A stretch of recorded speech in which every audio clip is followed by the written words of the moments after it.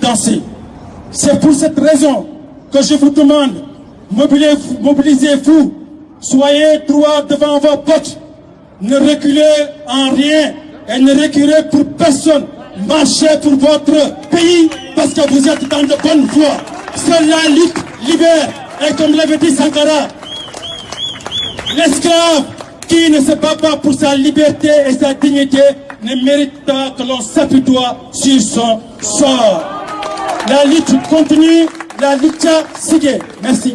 Il procure à la France des devises et celles-ci lui sont utiles lorsqu'en même temps la balance commerciale de la France est déficitaire.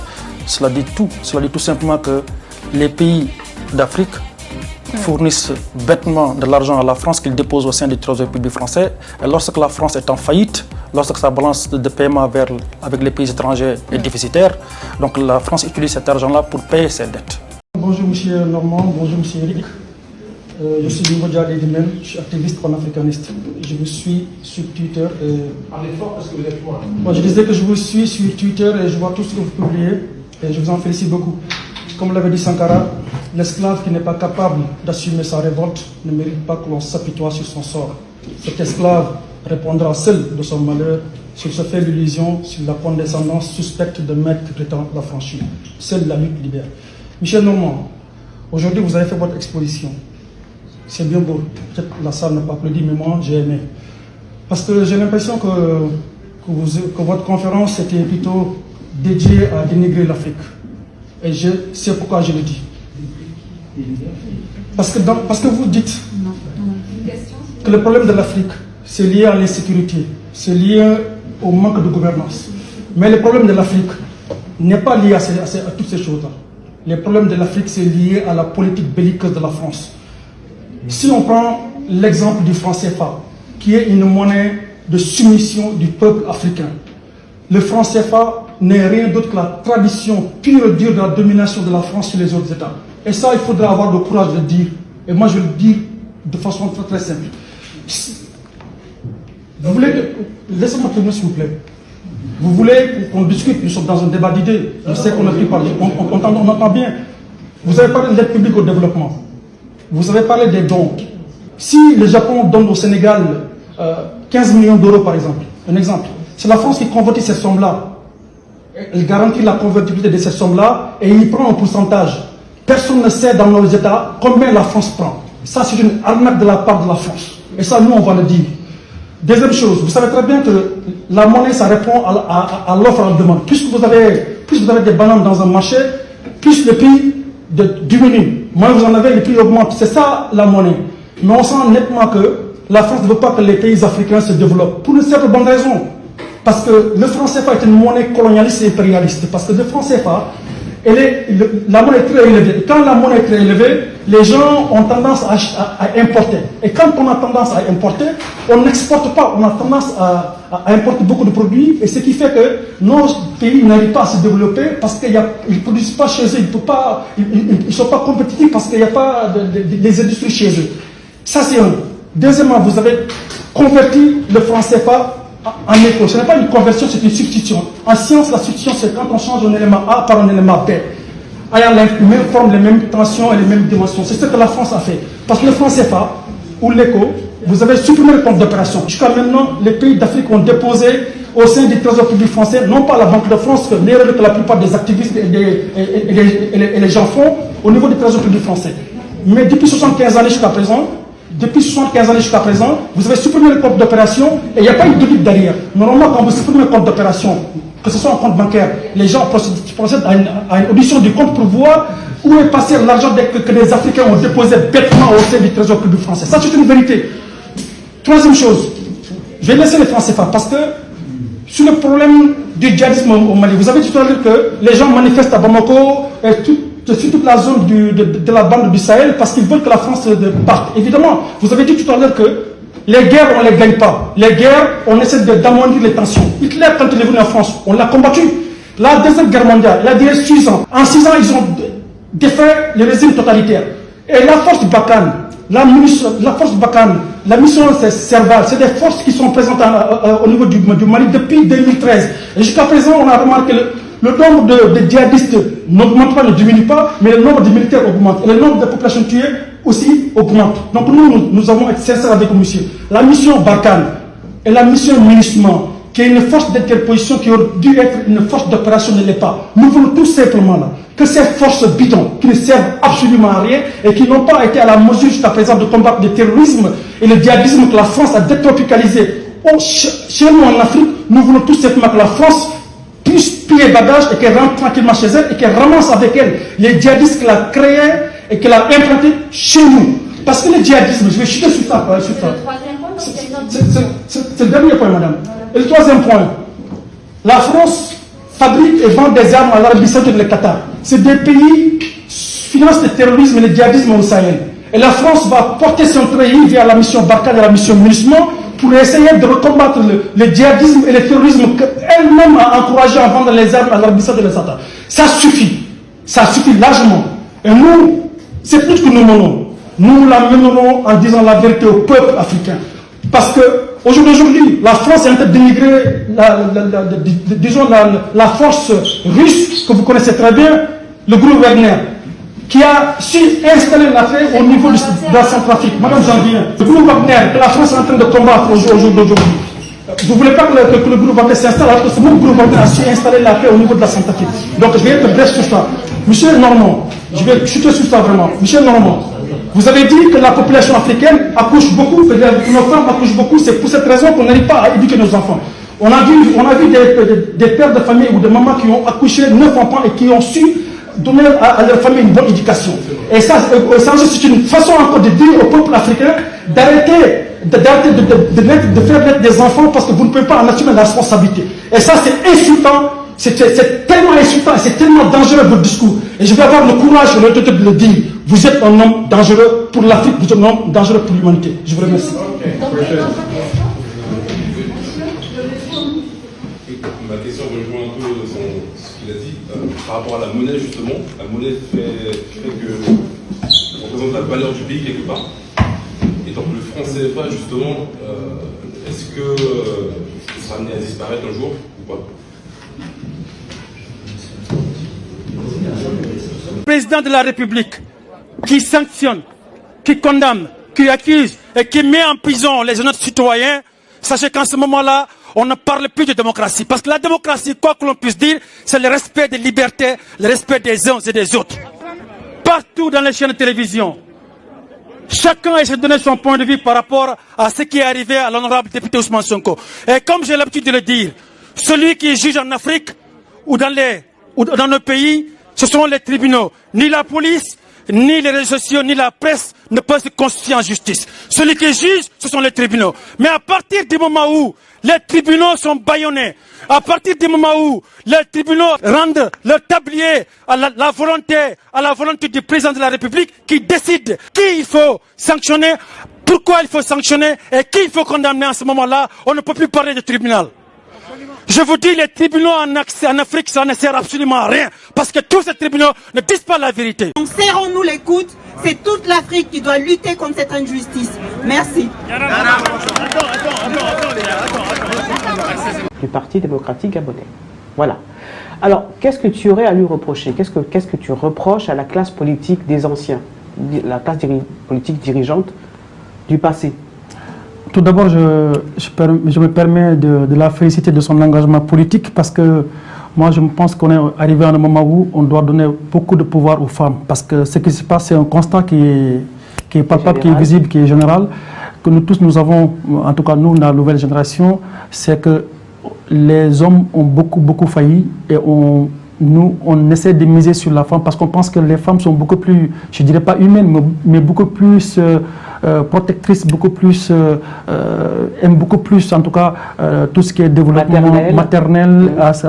Les femmes ont cet esprit protecteur comparé aux hommes, hein, parce que les hommes en général c'est l'ego. C'est pourquoi moi je me dis à un moment donné même il faut qu'on ait confiance aux femmes, surtout celles qui décident de faire parcours au niveau de la politique. Et je pense que sur ce point je peux vraiment la féliciter et l'encourager. Mais sauf que je suis un peu surpris qu'elle me dit qu'elle a qu'il est passé par la francophonie. En tout cas, nous, cette nouvelle génération, c'est des organisations que nous considérons comme étant bidons parce qu'elles ne représentent pas en réalité ce que nous, elles ne représentent pas en réalité les aspirations dont les peuples africains réclament. Quand je dis ces organisations bidons, je veux parler justement de la francophonie qui aujourd'hui essaie de tuer nos langues locales. Et quand je dis organisation aussi, je parle de toutes ces organisations comme l'OMS, l'ONU, FMI, Banque mondiale, UNESCO, qui sont en réalité des organisations qui ne sont pas typiquement africaines et qui ont pour but justement de neutraliser le peuple africain à travers les aspirations. C'est pourquoi je suis un peu découragé, mais je pense qu'au cours du débat, on aura l'occasion largement vraiment d'aller jusqu'au bout. Alors, vous avez fait une très belle mobilisation. Et je pense que, comme j'ai l'habitude de le dire, l'Afrique a tellement été humiliée. Des siècles de domination arabo-musulmane, ensuite 400 années de traite négrière. Après, c'est la colonisation. Et maintenant, nous sommes dans une nouvelle forme de domination que l'on appelle le néocolonialisme. Ce néocolonialisme, comme vous le savez, qui le tue, qui piétine notre dignité et qui humilie nos peuples. Nous allons être debout devant nos remparts et nous allons combattre ce phénomène-là. Et comme je vous l'ai dit, s'il faut brûler toute l'Afrique, nous allons continuer à brûler toute l'Afrique dans son ensemble, à une seule condition, pour que puisse renaître de ses cendres une nouvelle Afrique digne de son nom, avec des hommes intègres, des hommes dignes, des hommes qui sont capables de donner leur vie pour que le peuple africain puisse être respecté, à l'image de notre frère Ali Ibrahim qui s'est sacrifié aujourd'hui et qui s'est mis en prison en défendant la patrie. Hommage et standing ovation à lui. Bravo! Mes très chers frères africains, l'heure est venue pour que nous nous disions la vérité en face. L'heure est venue pour que nous puissions abolir ces jeux de drapeau, parce que l'Afrique a été balkanisée. Nous disons non aux jeux de drapeau parce qu'un Malien doit se sentir fier d'être au Niger, un Nigérien doit être fier d'être au Sénégal, parce que nous avons tous le même peuple, nous formons tous le même peuple, nous avons le même pays. C'est pour cette raison que je vous dis que mobilisez-nous, nous sommes dans le droit chemin et la France a compris qu'effectivement que nous sommes debout et prêts à se sacrifier pour notre terroir. Bravo! Mes chers frères africains, vous avez compris en fin de compte qu'aucune nation prise individuellement ne pourra se libérer. Si nous voulons nous libérer, il va falloir que nous puissions conjuguer nos efforts. Il va falloir que nous puissions dire à la France que nous avons compris son jeu belliqueux. Il va falloir que la France puisse comprendre que tout se sait, tout se voit, tout se lit, tout s'entend, mais tout se tait. Nous avons tué depuis des siècles. Nous n'avons pas montré notre degré d'insatisfaction. Mais aujourd'hui, nous sommes fiers d'être ce que nous sommes parce que nous avons compris que le défi en valait la chandelle. Je vais terminer sur ça, mes frères africains. Tant que nous ne puissions pas chasser les bases françaises en Afrique, on va revenir ici pour manifester. Tant qu'on ne dit pas au peuple africain que l'union est venue, on va passer toute notre existence à la place de la République à manifester et à manifester. Je vous dis, mes frères africains, je vais chuter sur ça. Seule la lutte libère, comme l'avait dit Sankara, l'esclave qui ne se bat pas pour sa liberté, sa dignité, ne mérite pas à ce qu'on s'apitoie sur son sort. Vous êtes sur le bon endroit, battez-vous, chers frères africains, et allez continuer. Merci président, merci président. Il n'y a pas de Sénégalais, il n'y a pas de Zimbabwéens, il n'y a pas de Sud-Africains, il y a des Africains, 30 000 traits. Mes chers frères, peuple d'Afrique, comme j'ai l'habitude de le dire, comme l'avait dit Thomas Sankara, un militaire sans formation politique est un criminel en puissance. Assimi Goïta est un militaire, il a la bonne formation politique, donc c'est un patriote en puissance. Je vous ai dit, mes frères, tant qu'il faudrait faire des ben alors nous ferons 40 000 et un coup d'État. Tant que la France continue à déposer chez nous des présidents pantins, des présidents marionnettes, ben alors nous ferons des coups d'État.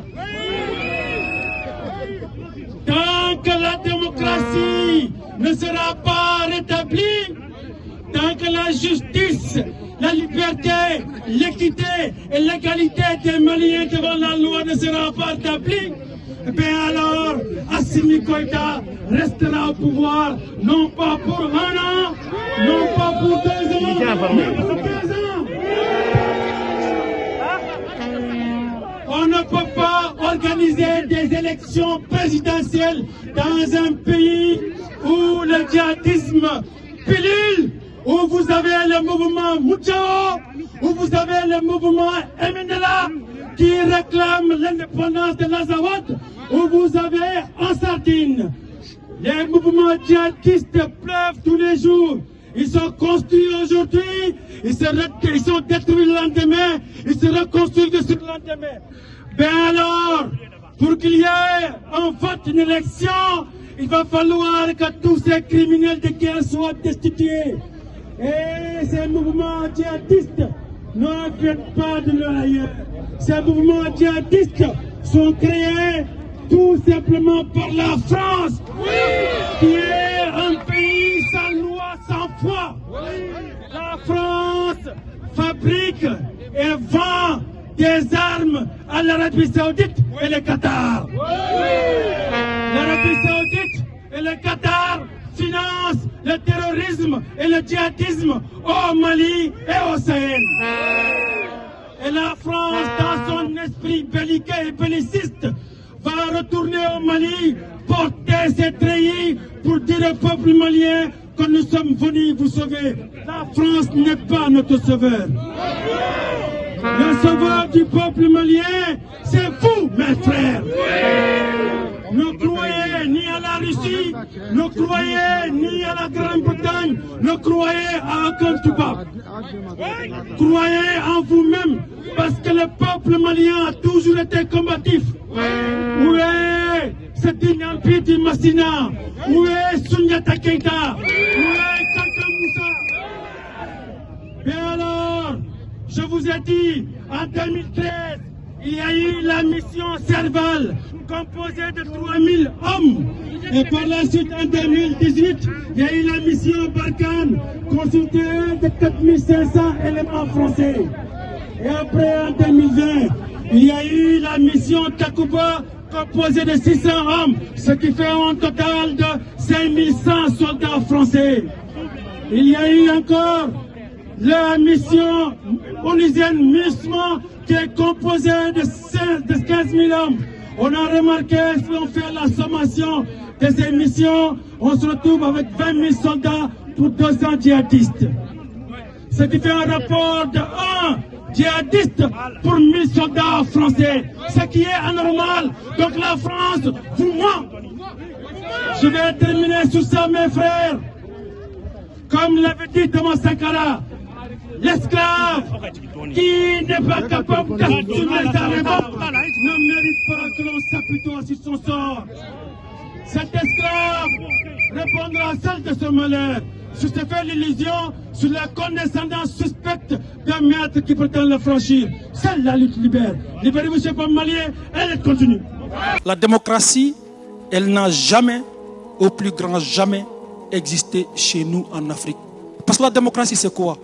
Le point d'entrée de la démocratie, c'est le respect des libertés, c'est le respect des minorités. L'autre point de la démocratie, c'est la justice. On a vu des gens qui détournent les deniers publics, qui sont affiliés à un parti politique, mais qui ne sont jamais traduits en justice. Si je prends le système électoral en Afrique, le fichier électoral est tout en tronqué. On va supprimer ce compte d'opération et il n'y a pas de circuler, il n'y a rien à dire. L'autre aspect, on dit que la France va garantir. Mais au nom de quoi la France va garantir cette monnaie? La France, elle a quoi pour garantir? Sinon que le vin et les belles femmes. Nous avons des ressources minières, l'uranium, le pétrole, le gaz, tout. C'est nous qui devrons garantir notre moyen au sein de nos banques centrales. On va attaquer ce qui piétine l'Afrique en face. Connaissance contre connaissance, non pas dans la violence. non pas dans la guerre. Parce que la violence est l'arme des faibles. L'Afrique a subi cette violence-là. C'est pourquoi elle a été rendue faible. Mais nous allons utiliser la connaissance, seul gage, seule garantie pour remettre les pendules à l'heure, pour aider notre peuple. Nous sommes en train de faire un grand travail d'éveil de conscience. C'est vrai que nous, à ce moment-là, on sera peut-être décédé parce que, vous savez, la vie d'un homme, elle est courte. L'Afrique n'a pas besoin de leaders. Ce dont l'Afrique a besoin aujourd'hui, c'est des hommes éclairés qui ont de la connaissance, qui ont de la compétence. Vous êtes maçon, vous êtes compétent dans ce que vous faites. Vous êtes informaticien, vous êtes super compétent dans ce que vous faites. Vous êtes philosophe, pareil. Vous êtes boulanger, pareil. Vous êtes chimiste, pareil. Donc l'Afrique a besoin des gens éclairés qui décident en groupe, qui travaillent en groupe sur un projet et de remettre le projet à un individu, qui est un projet commun, pour montrer la voie, le chemin à prendre. Si cet individu est assassiné, si cet individu est tué, un autre individu viendra, prendra sa place parce que c'est un projet en commun. L'Afrique n'a plus besoin du leader. Ça, c'est faux. L'Afrique a juste besoin des gens éclairés.